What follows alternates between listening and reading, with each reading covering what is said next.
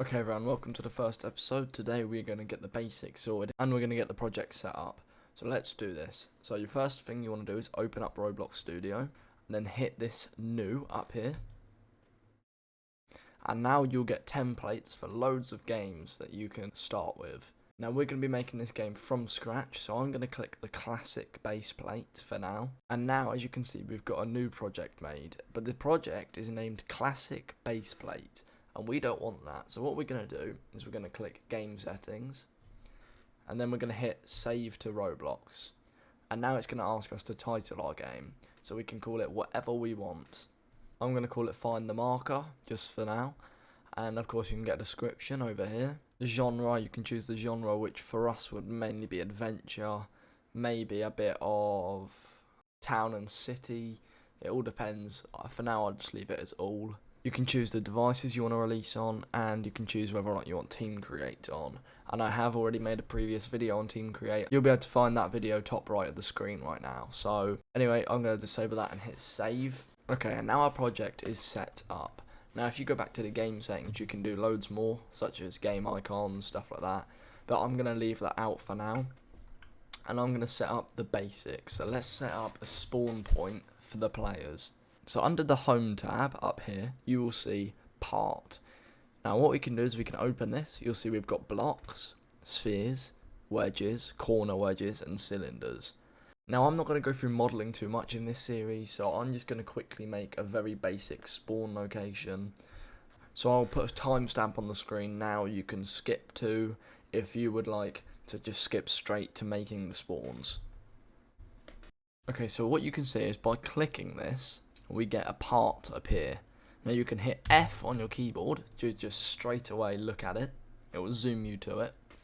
And if you don't see what I see, make sure you go, so if you're seeing a screen that looks something like this, you want to hit View, and then you'll see Explorer and Properties. Just turn both of those on and you'll see these side menus here.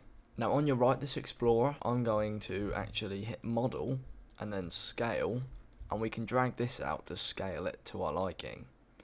Now as you can see, I'm scaling quite like blocky and not smoothly like that. So the way you can change that is if you want to scale blocky, you'll see this little move, just tick that and change the amount of studs you want to scale by each time. So I'm scaling by 3 studs. Under size here in the transform, I'm going to set that to 20. We'll leave that as 1 on the Y and then 20. So we get a nice plate like this. We could make it even bigger, but for now it will do. I'm going to rename this part. So to do that, you can click the part and hit F2 or right click and rename. And I'm going to call this base spawn. Okay, now what I'm going to do is I'm going to go into model, and you'll see this spawn button here. Let's click that and it will bring it into our game. And as you can see, it's quite big. So I'm actually going to make this 100, 100. That'll fit a lot more spawns in. And we could also scale this down. So that's what I'm going to do. I'm going to scale this spawn down. And we can just make as many spawns as we want. So I'm going to turn on the move tool, hit Control D, or you can right click the spawn location and duplicate. And I'm going to bring it over. And just keep doing the same. So we've got an equal distance between each spawn. And of course you can do this for as many spawns as you would like in your game. Now I'm going to select all of these spawns and the base spawn, and I'm going to hit Control G or right click and group.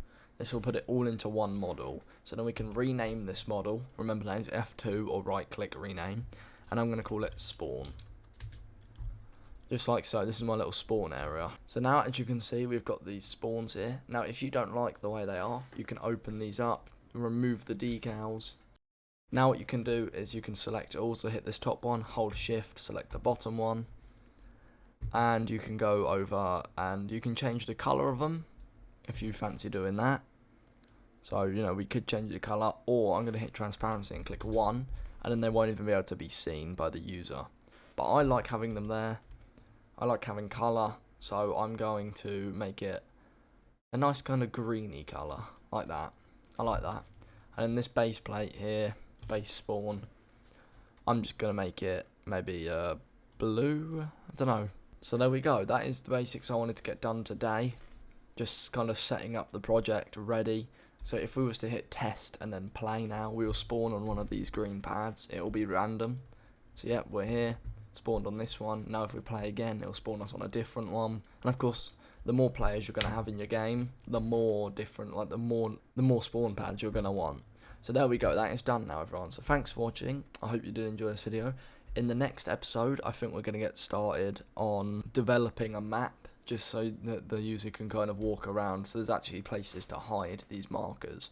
So I'll see you then everyone. So if you did enjoy this video, please leave a like, and if you're enjoying all our videos so far, please hit the subscribe button as it helps out a lot and it's free to do, and we'll see you in the next one. Bye.